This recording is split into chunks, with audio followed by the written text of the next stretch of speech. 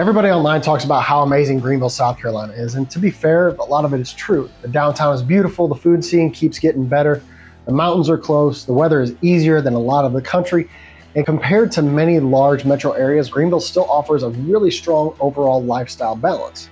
But after helping so many people relocate here, there are definitely some things buyers get surprised by after they arrive.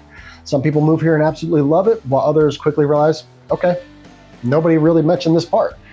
Most relocation videos online don't talk about the trade-offs enough. So today I'm giving you the real version, not the polished tourism version, but the actual realities people moving to Greenville often don't fully understand until they're already living here. We're going to talk about traffic, growth, housing prices, neighborhood differences, suburban sprawl, and some of the lifestyle realities that surprise people the most. Because Greenville is incredible for the right type of buyer, but it's definitely not perfect for everyone. So let's go and check it out.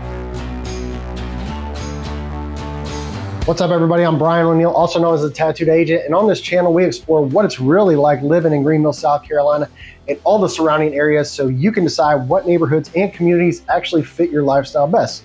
So if you're looking to make a move to Greenville, Greer, Simpsonville, Travelers Rest, or anywhere here in the upstate, make sure you subscribe because we drop new relocation videos every single week. One thing that surprises almost everybody moving here is how spread out the Greenville area really is. People watch videos about Falls Park, Main Street, and downtown Greenville and assume everything is 10 minutes away. Then they arrive and realize Greenville County covers more than 790 square miles, and each area has its own feel.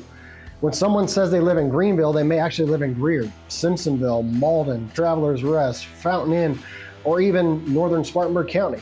Those places are all different when it comes to schools, commute times, restaurants, shopping, and home prices. I've worked with buyers who wanted to be close to downtown. They found out the beautiful house that checked every box. But once we drove from the house to Main Street during rush hour, they realized it wasn't the lifestyle they wanted. Instead of buying based on only the house, they changed their search and focused on location first. The biggest lesson is that you don't just move to Greenville, you move to a specific part of Greenville, and that decision affects your daily life more than anything else. And that leads us right into something else people don't always expect, and that's traffic. So let's talk about it. Now, if you're moving from Atlanta, New York, New Jersey, Chicago, or Southern California, you'll probably laugh when locals complain about traffic compared to those areas. Greenville traffic is still manageable, but if you're coming from a smaller town, you'll notice that growth has changed things over the last several years. Roads like Woodruff Road, Wade Hampton Boulevard, Fairview Road, Highway 290, Interstate 385 have become busy during morning and evening commutes. And if there's an accident, your drive time can increase quickly. The funny thing is most people don't complain about the traffic because it's terrible. They complain because they didn't think it existed at all. Greenville isn't the sleepy town it was 20 years ago. The area has exploded with growth and more people continue moving here every year. I had buyers who wanted the largest home possible, but after we talked about their commute and how much time they'd spend in the car every week, they realized location mattered more than another bedroom. Saving 30 or 40 minutes every day adds up over the year. The good news is that traffic can usually be avoided if you choose the right areas based on where you work and spend most of your time. Another thing people quickly discover after moving here is the weather. So let's talk about the weather. People moving from Florida are excited to finally experience fall colors and cooler temperatures. People coming from the northern states love that winters are mild and snow is rare. But what catches most people off guard is how unpredictable the weather can be here in the upstate. It isn't unusual to have 70-degree weather one week and temperatures in the 40s the next.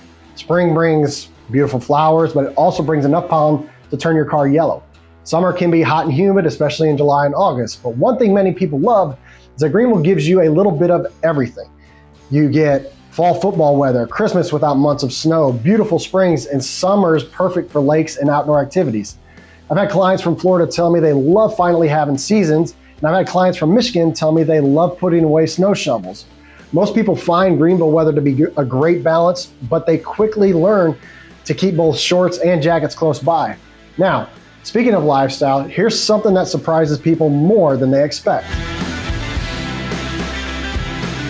When people first visit Greenville, they fall in love with Main Street, Falls Park, Unity Park, and the restaurants downtown. They picture themselves eating downtown every weekend and walking through Falls Park every evening. Then real life happens. Most people spend far more time in their own communities than they do downtown. Families are going to soccer games, grocery stores, gyms, parks, local restaurants that are close to home. Residents in Greer spend time in downtown Greer. People in Simpsonville stay around Fairview Road. Travelers, residents enjoy the Trailblazer Park and Swamp Rabbit Trail. I've had clients tell me they thought they'd be downtown every weekend. 6 months later, they laugh because they only go once or twice a month. Not because they don't love it, but because everything they need is already nearby. And honestly, that's one of the things people end up loving most about Greenville. You get all the benefits of downtown without needing to live or fight traffic every day. But there's one thing changing Greenville that everyone should understand before moving here. So let's move on to the next point. Greenville is no longer a hidden secret. People are moving here from Florida, New York, New Jersey, California, Ohio, Michigan, and all over the country.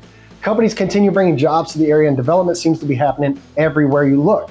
That's great news because it means more restaurants, more entertainment, better healthcare, and more opportunities, but growth also means home prices have increased, roads are busier, and some longtime residents miss how Greenville used to be.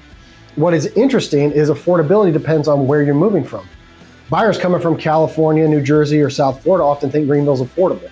Buyers coming from smaller towns in the Midwest or rural areas sometimes experience sticker shock. I always tell clients that Greenville is still less expensive than many parts of the country, but prices have changed dramatically over the last decade. That's why understanding your budget and expectations is so important. The good news is that Greenville still offers something for almost everyone. Whether you want walkability, a quiet suburb, mountain views, or acreage, there are plenty of options. The key is knowing where to look. So after helping people relocate for years, is Greenville still worth it? Here's what I think. Now, despite all of this, Greenville still offers an incredible overall lifestyle balance. That is exactly why so many people continue relocating here every year. Greenville is an amazing place to live, but like anywhere, it's not perfect. The biggest lesson is that your experience here depends heavily on choosing the right area and understanding what daily life actually looks like. Hopefully these 5 things help you avoid surprises and make a better decision if you're thinking about relocating. But the key is understanding what Greenville actually is instead of what social media sometimes makes it look like. It's not perfect, it's not cheap everywhere, it's not walkable everywhere, it's not traffic free, and not every suburb or neighborhood gives you the same lifestyle. The people who usually love it most are the ones who understand the trade-offs. Before they move here, choose the right area for lifestyle and know what their day-to-day life is actually going to be like. Now, if you're thinking about moving to Greenville or anywhere in the upstate, reach out to me directly. My team and I help people relocate here every single week, and we would love to help you figure out which neighborhoods and areas actually fit your lifestyle best. And let me know in the comments, what's the biggest thing you'd want to know before moving to Greenville? I'll see you in the next video.